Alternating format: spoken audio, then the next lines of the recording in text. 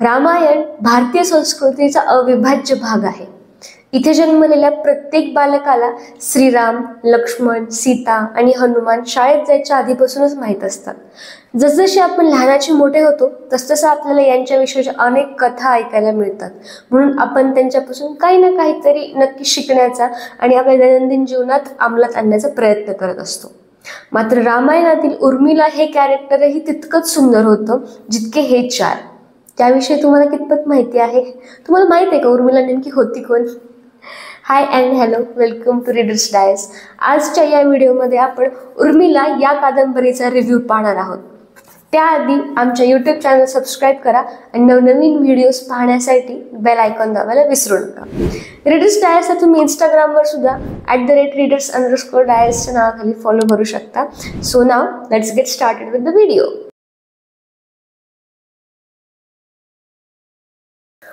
मुख्य व्यक्तिरेखेच्या भोवती जर संपूर्ण कथा फिरत असेल तर त्यातल्या काही छोटे छोटे कॅरेक्टर्सकडे लोकांची नजर पडत नाही।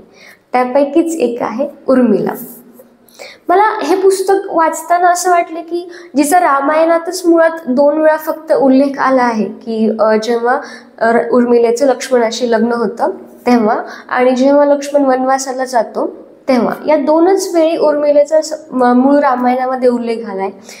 तिच्याविषयी समर यांनी एवढी मोठी कादंबरी कशी काय लिहिली असेल, म्हणजे काय त्यांची इमॅजिनेशन असेल आणि किती सारा स्टडी पण त्यांना करावा लागला असेल। या भावनेतून मी हे पुस्तक वाचायला घेतलं आणि ट्रस्ट मी, मला खूप खूप एन्जॉय आला हे पुस्तक वाचताना आणि म्हणून आता मी याच्याविषयी तुम्हाला एक माझा रिव्ह्यू देणार आहे।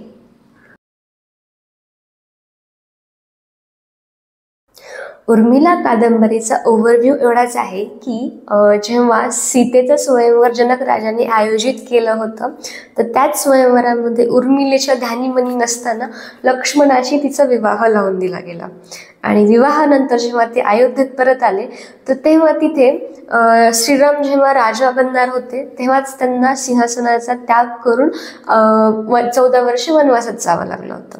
तर तेव्हाच त्यांच्यासोबत वनवासात लक्ष्मण आणि सीता यांनी पण जायचं ठरवलं।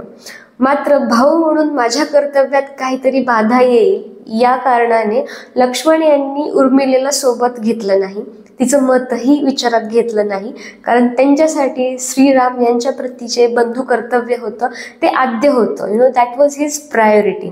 आणि मग नंतर 14 वर्ष, तारुण्याची 14 वर्ष उर्मिलेने एकांतवासात कशी काढली याच्यावरती ही पूर्ण कादंबरी आहे। वनवासानंतर जेव्हा लक्ष्मण परत आले तेव्हा त्या लॉंग डिस्टन्स रिलेशनशिप नंतर उर्मिलेने लक्ष्मणासोबत नवीन संसार चालू केला, मुलं झाली, त्यांना पण राज्य वगैरे देण्यात आलं, परंतु तोही तात्पुरता काळ आहे हे सुद्धा उर्मिलेला माहीत नव्हतं। आणि परत एकदा लक्ष्मण नंतर गेल्यानंतर तिच्या वाट्याला त्यांचा विरह आलेला आहे। तर ही खूपच म्हणजे सेन्सिटिव्ह जी गोष्ट आहे ती समर यांनी या पुस्तकात खूप खूप खूप छान लिहिली आहे। त्याच्याकडे बघून असं वाटतं की बापरे, आपल्या तर आयुष्यात एवढं दुःख नाहीये बाबा जेवढं तिने झेललंय।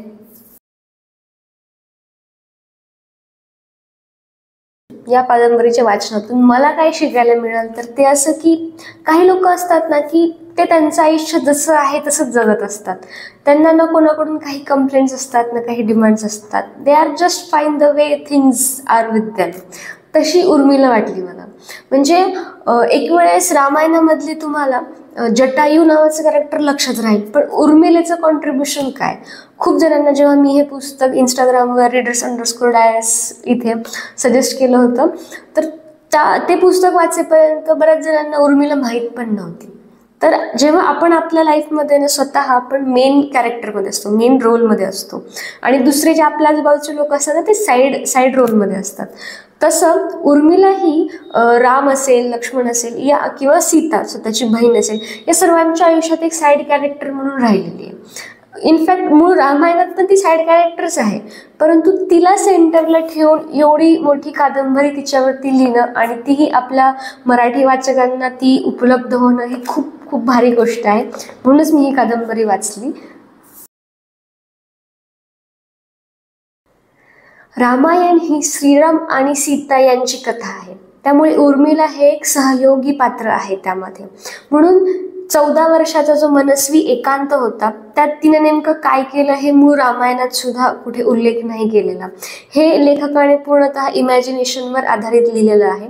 त्यामुळे झुळूक आणि संधी नावाचे याच्यामध्ये 2 कॅरेक्टर्स आहेत जे इमॅजिनरी आहेत, फिक्शनल आहेत.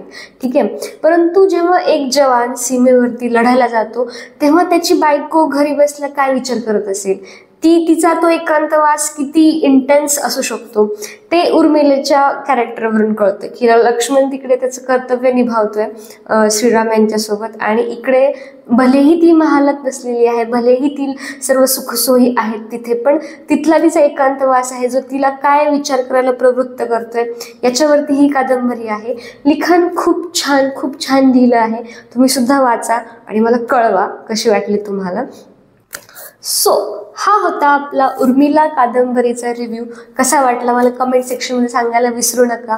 आपल्या यूट्यूब चॅनलला सबस्क्राईब करा आणि इंस्टाग्रामवर readers_diarsला नक्की फॉलो करा. बाकी थँक्यू सो मच. व्हिडिओला लाईक करा, तुमच्या मित्रांसोबत शेअर करा, अँड भेटूया पुढच्या व्हिडिओमध्ये. Bye bye.